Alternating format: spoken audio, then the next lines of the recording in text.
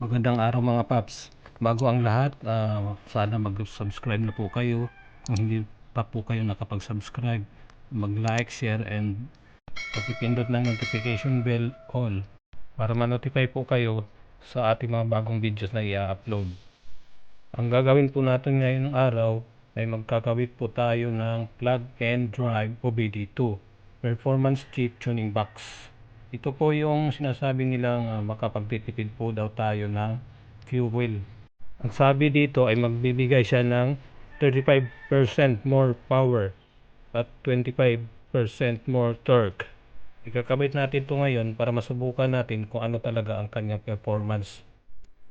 Ang requirements nito ay kailangan lang natin tumakbo ng mga 200 kilometers bago natin malalaman yung epekto ng kanyang pag-save ng fuel at saka yung paglakas ng makina natin.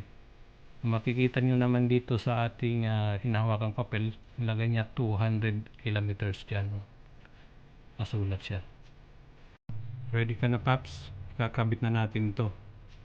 Kailangan natin hanapin yung port. Yung port nandyan sa ilalim ng driver side. Yung OBD port. Ganito yung mukha. Yan. Kita nyo yung mukha. Tapos i-open na natin to. Hindi naman kayo malilito mga paps kasi mayroon naman to instruction sa likod ganyan. Para hindi mahirap. Sa likod lang siya susulat. So umpisahan na natin mga paps. Kakabit na natin. Yung mukha niya is ganito yung socket. Yan ang socket niya. Tapos dapat magka-pareha siya doon sa magkatugma yung socket niya sa OPD port. Sabi dito, una-una, number 1, pull the car key. Tanggalin natin yung susi. Tapos, pangalawa, hanapin natin yung OBD port connector. Yan sa ilalim ng driver side. Yung itim. Tapos, isaksak na natin siya. Pag nasaksak na natin siya, mag-iilaw na siya kahit hindi pa natin na-on yung switch ng ignition. Nakikita nyo naman, may ilaw pa na siya na pula. Wala lang kasi lulus pa yung connection din. Yan. Pangatlong instruction mga paps, insert the key into the ignition. Sabi niya.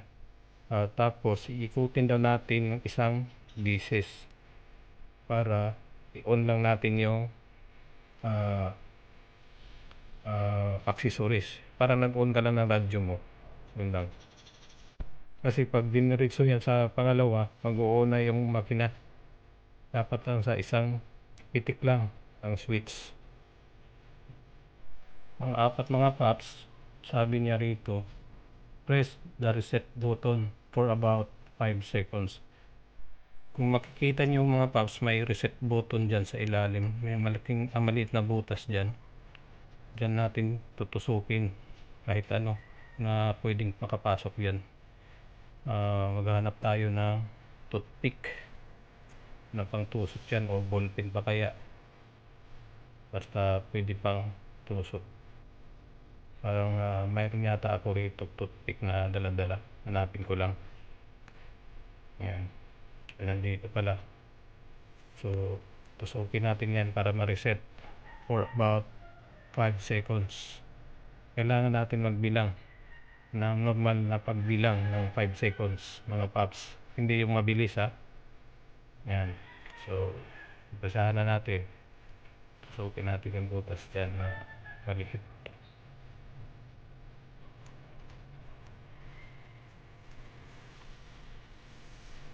Yan. 1, 2, 3, 4, 5. So, yun na. Tapos na yung 5 seconds mga paps. Bitawan na natin. Tapos, hintayin natin siyang mag-connect sa ating ECU. para maka-establish yan ng connection, maka-communicate siya doon sa ECU natin para ma-send niya sa ECU yung mga settings na dapat iset ng OBD natin. So yan na, dapat 30 to 54 seconds lang mga paps ha. Tapos nun pwede na natin i-on ang ating makina. Yan. Sa pang-anim mga paps, sabi niya rito, Nitro OBD2 will recognize your vehicle and your driving habits after around 200 kilometers driving, and thus Nitro OBD2 will adjust itself to match your car perfectly for more fuel saving. So, sabi niya dito, makakasave talaga tayo. Yun ang ating hihintayin pag umabot tayo sa 200 kilometers. Kung makakasave nga ba siya sa ating fuel. Magbibigay tayo ng updates mga paps pag inabot na natin tong 200 kilometers. Para at least malaman din ninyo kung totoo yung sinasabi dito. So, ganun lang mga paps. Madali lang magkabit ng ganitong device. Ngayon, hanapan na natin siya ng pwesto kung saan natin siya ilalagay para hindi lang siya nakalaylay dyan sa ilalim ng ating driver side. Makaka-store po siya sa ating paa. So, sa akin, mas maganda dyan lang sa tabi. Dyan ang posisyon natin dyan banda. Ganyan. Parang madali rin siya makita kung naka-on ba siya o namatay na. Didikit lang natin siya dyan. Maghahanapan tayo na pandikit. Yan. Yan ang mga paps. Nadikit na natin. Maganda siya dyan kasi nakikita ko kung umaandar pa siya. Tapos, ang ginagamit natin dyan na pandikit, itong double-sided tape. Ayan, madikit siya, tapos makakapal. Marami yan sa mga school supplies. Pero kung mayroon naman kayong yung 3M double-sided tape, maganda rin yun. Kasi pang outdoor yun, pwede pa outdoor. Madikit din yun. So, ganyan ang pagkakabit. Maganda siya tingnan, hindi siya disturb doon sa paa sa baba. Sana nagustuhan niyo yung video natin. Wala naman akong nakikita ang error indicator sa ating dashboard. Ang nakailaw dyan is park, seatbelt, airbag, saka yung brake. Handbrake siguro yan yung isa. Hindi handbrake pala, foot brake or park brake. Kasi naka-park na brake yan. Tapos nasa paa. So, ganun lang mga paps. Sana mag-subscribe kayo, mag-share, like, and pinutin yung notification bell all para updated tayo sa mga bagong videos. Manonotify po kayo agad-agad. Salamat po.